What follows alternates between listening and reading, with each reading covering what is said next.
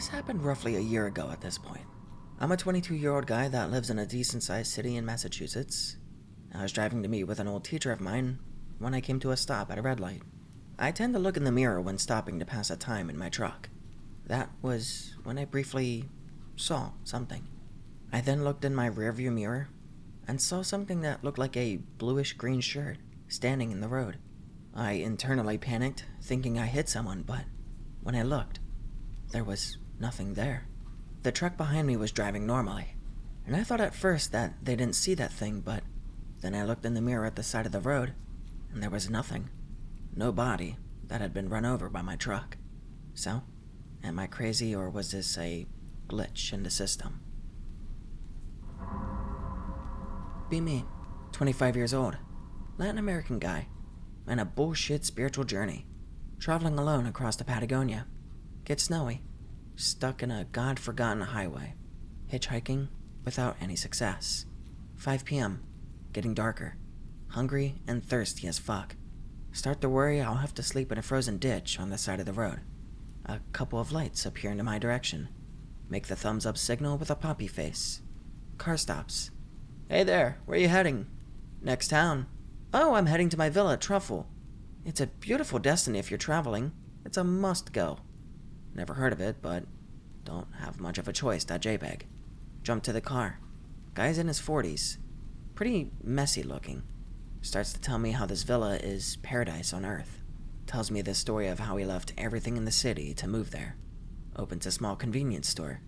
Tells me all about it with a smile on his face the entire time. Get there. There's about 200 people at the villa. Mountains, lake, and enormous woods all around the 5 blocks town. The most beautiful landscape you can imagine. Crystal lakes and snowy mountains. Lord of the Rings kind of shit. Guy starts to say hello to every single person we come across in town. Every single one is happy, joyful, and greeting each other. They are so nice with me. Get myself in a free camping area. Nobody's there. I start to feel a weird atmosphere. The woods are silent, and I can't sleep. Full moon. For some reason, it's getting hotter in my tent. It's winter in the south. What the fuck? Next morning, I head to the store of the guy who picked me up. I start to look at the light post along the dirt roads, full of signs of missing people in every language. German, Spanish, English. Every single one was a hitchhiker, like me. Start to have an eerie feeling and a pretty bad vibe. I arrived at this convenience store because I was broke and hungry, looking for a donation.gif. Guy asked me if I had the chance to hike through the woods. Tell him that I have to keep going to the next town. And suddenly, his face went off. He became furious out of nowhere and tells me why in the hell I want to come here if I didn't want to stay. If I had known you would leave so soon, I would have never picked you up. Mr. Truffle would not like this. His face was transformed, almost with hate. Nope the fuck out of that weird town. He screams that I have to walk if I want to exit. 4 hours of hiking through the dirt roads out of the villa. Get to the main highway, and I am 100% convinced that I escaped a cult villa or some twisted shit. In my town, there's a massive suburban development under construction in the far west. It's only halfway complete, and it's already about as large as the other developments in my area. A seriously impressive construction effort that my friend Lima and I had been scoping out for some time. Lima had taken an interest in construction urbex and wanted to take a look inside some of these houses. At midnight, we parked the car in an area of the neighborhood that already had been built and inhabited. We began walking toward the construction area. Unsurprisingly, security for the unbuilt homes was weak. The half-built neighborhood was dead quiet.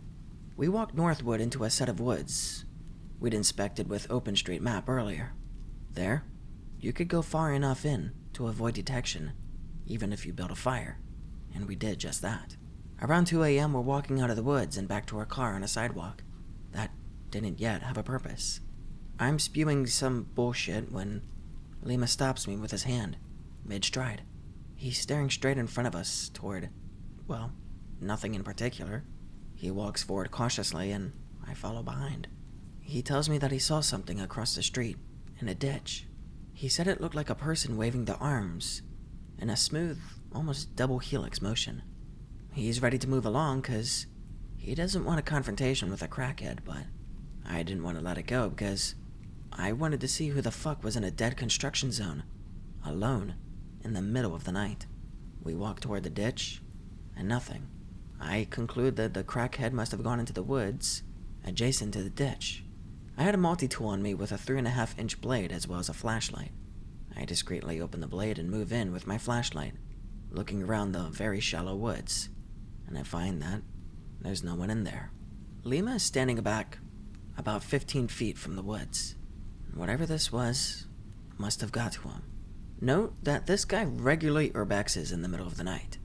In fact, he's so well experienced that he's visited nearly 200 abandoned buildings. I wonder what the fuck this was that could have scared him so bad. He tells me from the ditch that the two arms didn't look like human skin.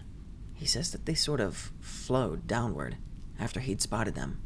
I ask him to point out where he saw the arms go down, and his hand leads to a pipe drain, about 2 feet in diameter. Not a comfortable fit for a human. I shine my light down it, and the 15 feet ahead that I could see yielded no crackheads or spaghetti monsters. After doing some measurements the next day, we conclude that the arms must have been at least 9 feet tall for him to have seen them from where we were standing. And the thing that gets me, the drain leads across the street into the vast set of woods that we'd set the fire in. A perfect escape. Does anyone have a read on what this could be? We've ruled out snakes, and we've concluded that while we can never rule out a visual hallucination, the fact that whatever Lima saw had a perfect escape into the drain, precisely where he saw it, freaks me out. Saw a strange dog-like thing when I was really young. Maybe around 7, 8, maybe 9. From my memory, I was in my front yard doing something, checking the mail, grabbing a golf ball. I live right beside a golf course, so we get a lot of free balls. I don't know what I was doing, but as I was coming back to our house, out of the corner of my eye, to my left off of our property, and into this small little clearing that only has a street lamp on it, separating us from our neighbors, I saw something. It was this weird, skinny, tall, furless animal. Black, I think. It's been such a long time, I don't know if my memory has just slowly morphed it into something else, or it was just a regular dog, but like I said, it was skinny. Super skinny. Almost like a dog-sized hairless cat. I saw it, and I watched it bolt into the woods beside our house, away from the street lamp and the street. And I also ran. Man, I sprinted back home. That scared the absolute crap out of me. It could have just been a dog and wasn't tall at all. I was super young then, so I was also short. It also could have had mange or something. It was, I would say, about 50 to 60 feet away from where I was, so getting a good judgment on its height isn't that easy. Plus, again, it was forever ago.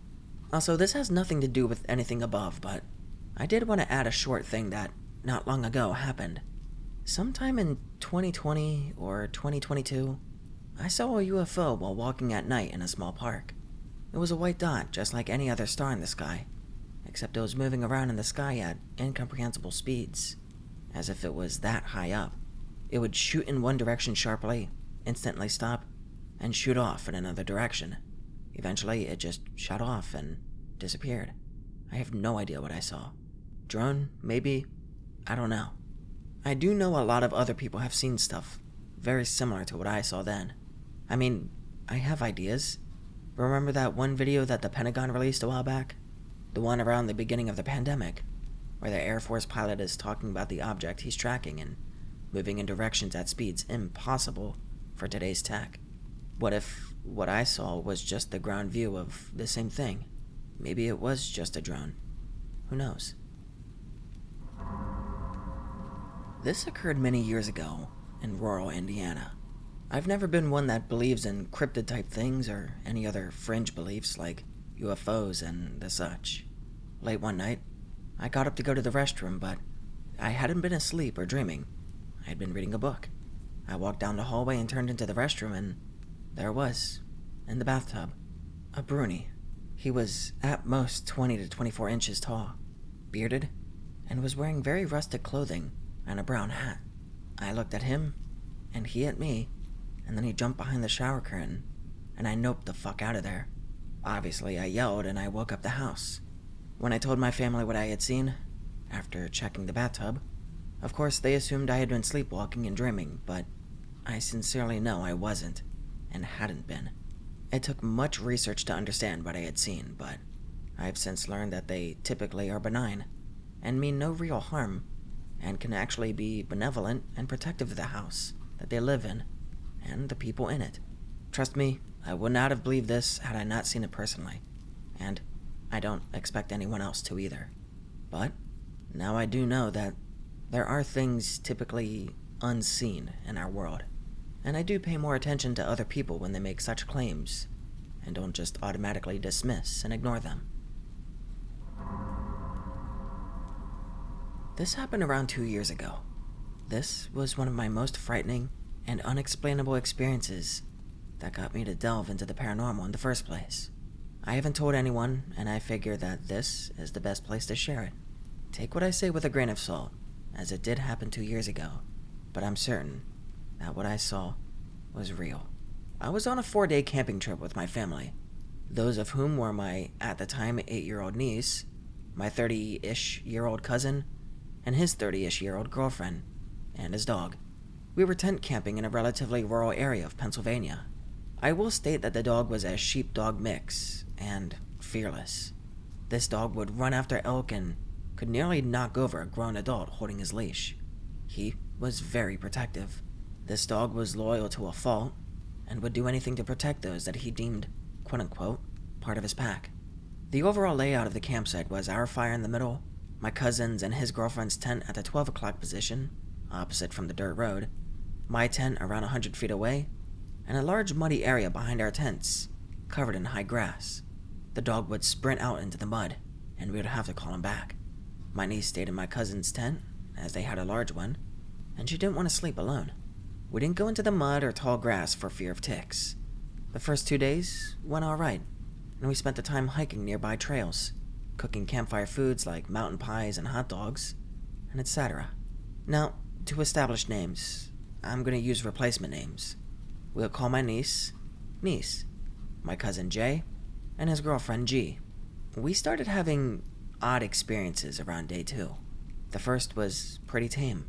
When we'd come back from hiking, we would find our food in the coolers missing, and odds and ends misplaced like lighters or gear. All of this, when not in use, was stored in Jay's locked car. It was almost as if it just disappeared while inside the car. We were entirely alone at the site, and there weren't any other people for literal miles. So, to be safe, Jay planned to leave a day early. That night, the shit really started to ramp up. Remember that tall grass? Well, the third night, around 9 p.m., we were circled around the fire doing our usual camping shit like telling stories. I was closest to the tall grass, and for minutes, I'd been hearing shuffling and the rustle of foliage being pushed aside, but every time I looked back, there was nothing. It was definitely just a small animal. Even J and G took notice, and commented about coyotes in the area. We were concerned that the dog would run off after whatever it was, and Jay preemptively placed his hand on the dog's collar, and things just continued on from there. The grass just kept rustling and shaking, and at that point, we feared it was an animal. Oddly though, the dog was stock still. This dog would chase down a grown bear, but the dog now was quivering, tail between his legs, whimpering, and acting like he was staring down at Satan himself. You remember that scene in Jurassic Park where the raptors slink through the grass? It was like that. Subtle rustling with only a dark shape moving in some pattern in the grass.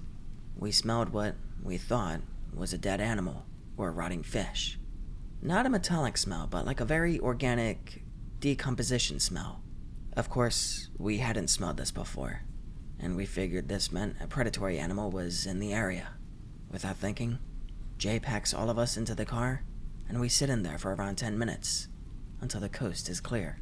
Now, it was 10 p.m. at this point, and we weren't about to pack up and leave, so Jay decided we would stay the night and leave first thing in the morning. We all scooted our tents closer to the fire and tucked away all loose items, including gear and lighters that were misplaced before. The entire night, I could hear the sound of light steps and circles around our tents. Like a pattern. It almost sounded like what you would expect a large cat tiptoeing to sound like, but I felt like it was on 2 feet due to the rhythm. Pat pat, silence. Pat pat, silence. Like the animal was freezing after every 2 steps. It wasn't at all like what you would hear from shoes, it was more like bare feet. We also heard a very few distant coyote calls, but I doubt those were affiliated with whatever was going on outside our tents now. Now, for this night, I had the dog in my tent, which was a small 1-person tent. The dog was curled up against me, literally quaking in fear. This wasn't at all usual for this dog, but we made it through the night without much issue, except for the constant sound of footsteps. At one point, I turned on a small flashlight, and I was certain that I saw someone's outline standing by the fire through the mesh of the tent, but I wasn't sure. I figured it was J or G out to use the bathroom or something, even though neither of them were as bulky and tall as this figure. For a split second, I saw the beam of a flashlight, and I saw the figure light up. It was like a tall, buff dude, but with ridiculous-looking forearms, like you would see on the Hulk, stands forward low to the ground. It could have just been the lighting, though, and I still doubt what I saw was just J or G out to take a piss, but I figured I'd mention it anyway. It was very large. I fell asleep from pure exhaustion around that time, and I lost the figure. I woke up around 5 a.m. with my bladder ready to burst, and I immediately left my tent and went to a suitable distance into the woods to pee. I woke up around 5 a.m. with my bladder ready to burst, and I immediately left my tent and went a suitable distance into the woods to pee. I returned to the tent then and lay down for another few minutes, as the others were still asleep. The events of last night were pretty fresh in my mind. I heard rustling then, clearly someone shifting in a sleeping bag, and I was going to turn and see who had left their tent. I peeked through the slit in the zipper, and I saw nobody. The dog then was once again terrified, pressing against me and shaking. He'd done this plenty of times on the trip, as I said, but it was still very new behavior, and I started getting pissed. I don't know if it was just early morning nerves, but I was ready to yell at whoever was outside this early. I stepped out of my tent, but there was nobody. It was around 5:15 a.m. then, and I began packing up the folding chairs and placing them by the trunk of the locked car so it would be easier and quicker to leave. When the others woke up, for 10 minutes, I listened to rustling and shuffling around me as the dog circled my legs, whimpering. I was just getting angry at that point, but I also started getting genuinely scared. It was pretty misty as the campsite was close to a dam, and now, in the early morning, you could only see a few hundred yards ahead. I was freaked out, and I decided to go back to my tent. But then, I saw my niece bolt from my cousin's tent into the brush. I thought she had to use the bathroom and I was going to wait outside. I was crouched downward in the tent entrance flap, half in and half out. I waited for a few minutes, and I saw my niece skipping through the mist by the fire pit, and since it was misty, I wanted to tell her to get back in the tent, or at least stay close as there was some animal on the loose. I looked at her and gestured for her to come closer, and she just bolted. I started panicking, thinking she was going to get lost, and I ran from my tent with the dog. However, the dog just hung back, whining and refusing to leave the tent. Usually he would chase niece if she ran, thinking it was a game, and this time, he didn't. He just stood there, shivering and whining at the tent entrance, looking at me. I decided to say screw it. I didn't need the dog. Just stupid, I know. And I began to make my way after niece into the mist. I was thinking of literally every horror movie I watched, and what a bad idea this was. I followed her onto the trail, and the whole time I was whispering her name frantically. The only reason I could see her was her dark brunette hair, swinging back and forth as she skipped along. I swore I could hear her whispering back, and I was actually getting irritated. She was ignoring me and running away, even though she clearly knew of the dangerous situation. I followed her for a solid 30 minutes, while the sky got lighter. It hadn't occurred to my stupid brain that when J and G woke up, they would notice Nice and I were gone. There was hardly any reception, but there was enough to call. Convenient, right? But bear with me. Anyways, I rang up Jay and I started explaining the situation, stating that I've been following Nice as she ran into the woods until I lost her, and I was asking them to come help. I didn't get a response for a few seconds, until I heard his clearly tired voice asking me what the hell I was talking about. Listening, it seemed he handed the phone to G, because her voice answered as well, asking me why I ditched them. I again explained that Nice was gone and we needed to find her, and there was silence on the other end for at least 10 seconds. And take what I say next skeptically, but I'm 100% sure what I experienced was real. Over the phone, I heard Nice's groggy voice asking me why I'd run into the woods. My blood was boiling then, thinking that this was just a prank and that I had been led out into the woods for no reason on a wild goose chase for nothing but entertainment. But there was literally no way the genuine childlike innocence was not obvious from her voice. The phone got handed around as J&G chided me for running off, but I was frozen solid as I realized who was standing facing away from me as my vision cleared. The mist had been clearing, and in front of me, a few yards away, I saw my niece in her exact outfit and long bed-ruffled brown hair at waist length. I had been standing for nearly a minute, having an internal crisis about how my niece could be here in front of me and also back at the campsite at the same time.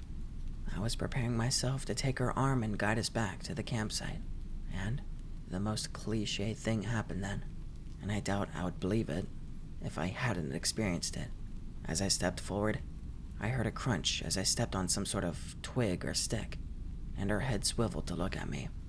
Not like turned abruptly, like she was facing away, and in less than a second, was locked eye to eye with me, like a movie, and I heard my own frantic voice, whistling for her to come back, but I was silent. It was like I was hearing a replay of what I just said.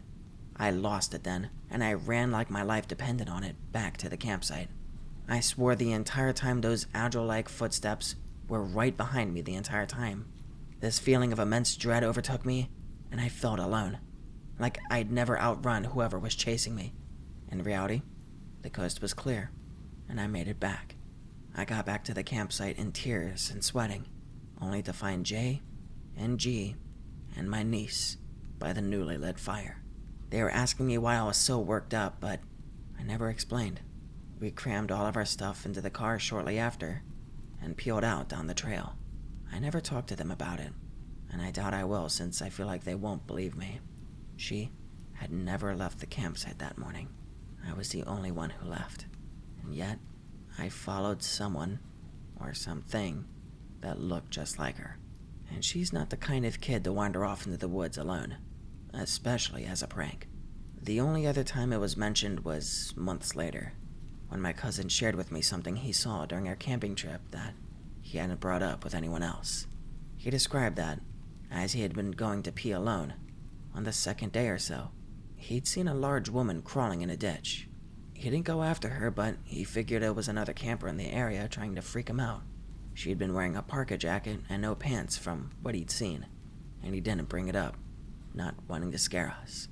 I can't help but wonder if what he saw was related to what had happened, or to what I saw. Regardless, I'm not going camping again anytime soon. I don't know what I saw, if it was a ghost, a spirit of the woods trying to play tricks, or a shapeshifter, but I'm certain what we experienced was real. This was in rural PA, if you're wondering, and that's my true story. While it may not be exciting or worthy of sharing, I figured I would share. Thanks for reading, man. Recently, I've listened to your readings of Fleshgates and other cryptids, and can't help but be reminded of my own experience. Keep doing what you're doing.